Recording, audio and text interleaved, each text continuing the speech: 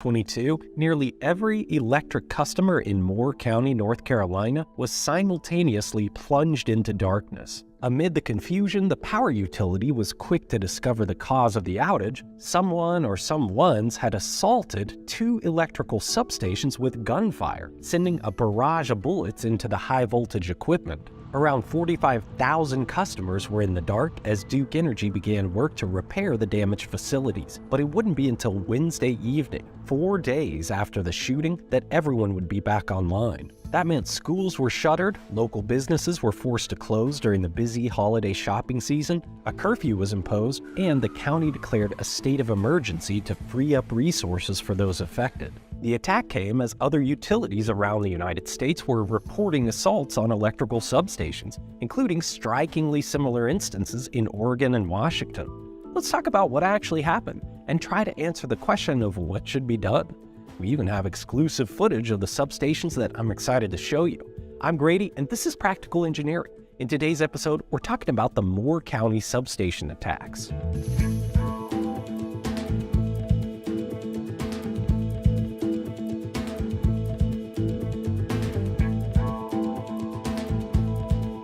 This video is sponsored by CuriosityStream and Nebula. More on them later.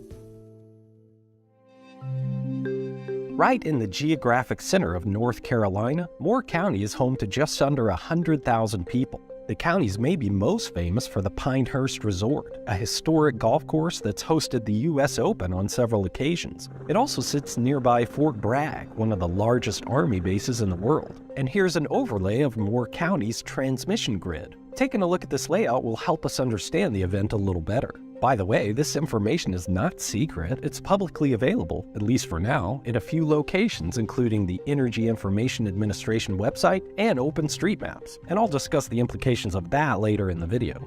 Two 230 kilovolt or kV transmission lines come into Moore County from the southwest and connect to the West End substation near Pinehurst. One of the lines terminates here while the other continues to the northwest, without making any other connections in Moore County. These two 230 kV lines are the only connection to the rest of the power grid in the area. At the West End substation, two power transformers drop the voltage to 115 kV. From there, two 115 kV lines head out in opposite directions to form a loop around Moore County. Distribution substations, the ones with transformers that lower the voltage further to connect to customers, are mostly spread out along this 115 kV loop. So essentially, most of Moore County has two links to the area power grid, and both of them are at a single substation, West End.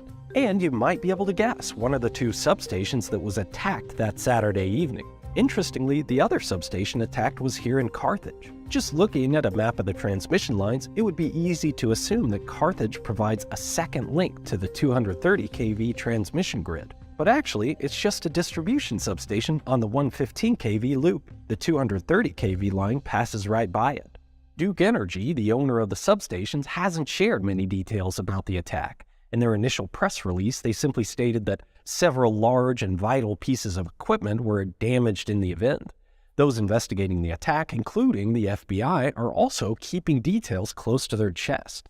Our drone photographer had to have a police escort just to get this footage. But we can use photos and clips of the substations to hypothesize some details of the event. Just take what I say with a grain of salt because the folks in charge haven't confirmed many details. It really looks like the attacker or attackers were specifically targeting the transformers. These are typically the largest and most expensive pieces of equipment and the hardest to replace in a substation. They do the job of changing the voltage of electricity as needed to move power across the network. And even more specifically, it looks like the attackers went after the thin metal radiators of the transformers. Just like the radiator in your car, these are used on transformers to dissipate the heat that builds up within the main tank. But unlike the coolant system in a car, wet-type power transformers are filled with oil. If all that oil drains out of the transformer tank, it can cause the coils to overheat or arc, leading to substantial, permanent damage.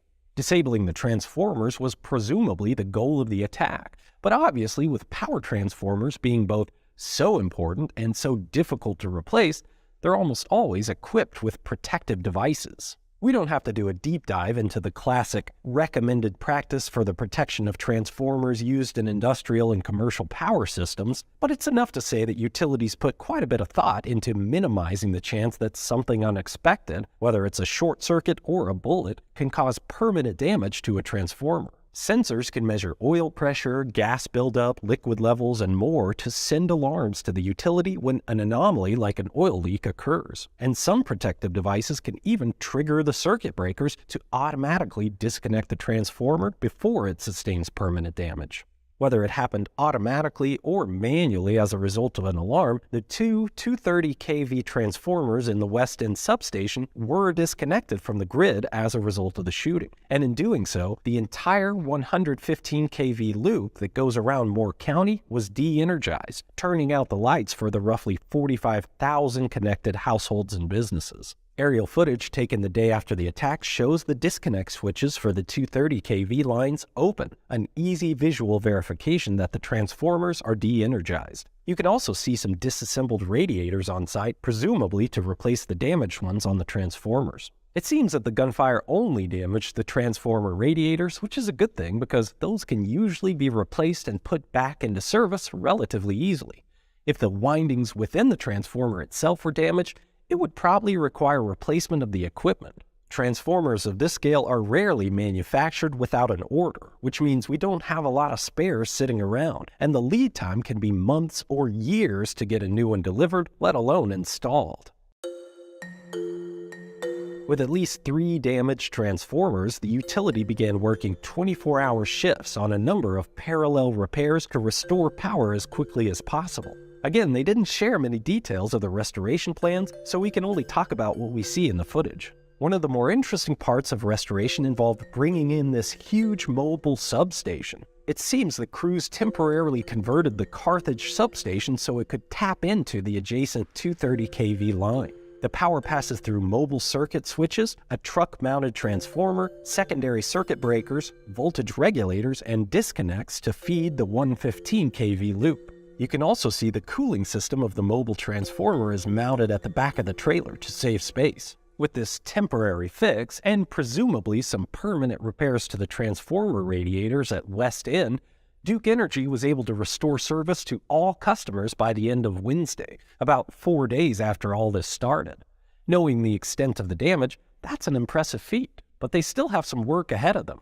In this footage, taken 2 weeks after the attack, you can see that one of the 230 kV transformers is back online, while the other is still disconnected, with all its radiators dismantled. The FBI and local law enforcement are still working to find those involved in the incident, and there's currently a $75,000 reward out for anyone who can help. Officials have stopped short of calling it an act of terrorism, presumably because we don't know the motive of whoever perpetrated the act. The local sheriff said this person knew exactly what they were doing, and I tend to agree. It doesn't take a mastermind to take some pot shots at the biggest piece of equipment in a switchyard, but this attack shows some sophistication. They targeted multiple locations, they specifically targeted transformers, and one of the substations they chose was critical to the distribution of power to nearly all of Moore County. It's fairly safe to say that this person or persons had at least some knowledge about the layout and function of power infrastructure in the area. But that's not necessarily saying much. To an unknown but significant extent, power infrastructure gets its security through obscurity. It's just not widely paid attention to or understood. But almost all power infrastructure in the US is out in the open, on public display, a fact that is a great joy for people like me who enjoy spotting the various types of equipment. But it also means that it's just not that hard for bad actors to be deliberate and calculated about how and where to cause damage. With its sheer size and complexity, it would be impossible to provide physical security to every single element of the grid. But protecting the most critical components, including power transformers, is prudent.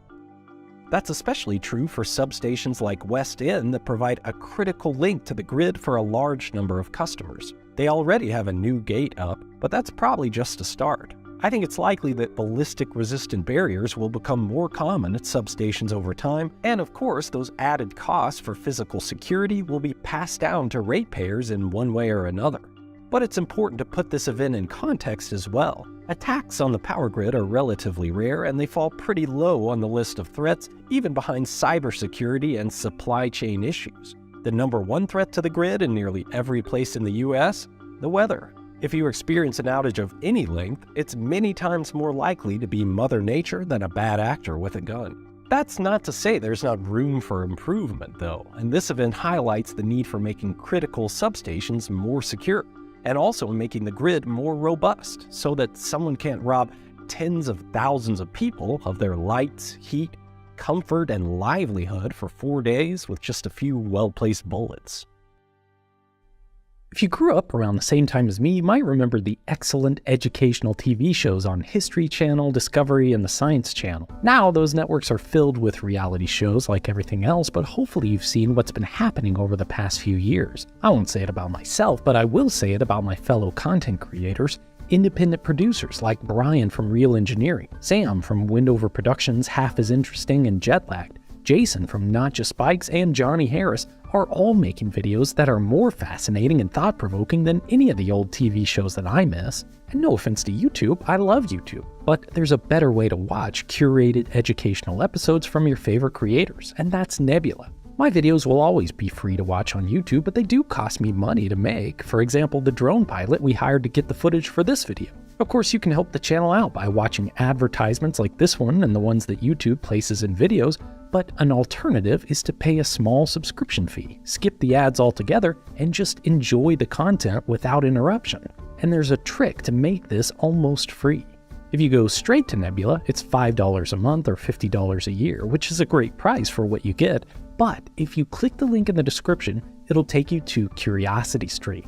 This is another really cool streaming service full of big budget documentaries partnered with Nebula. I just finished watching The History of Home narrated by Nick Offerman. That's a really cool summary of how people's dwellings have changed over time.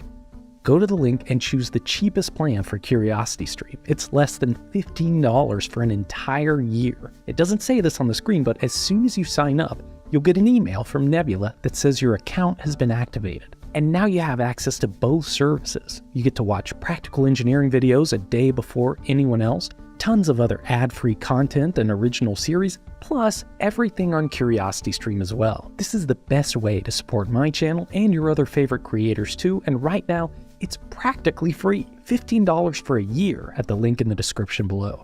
Thank you for watching, and let me know what you think.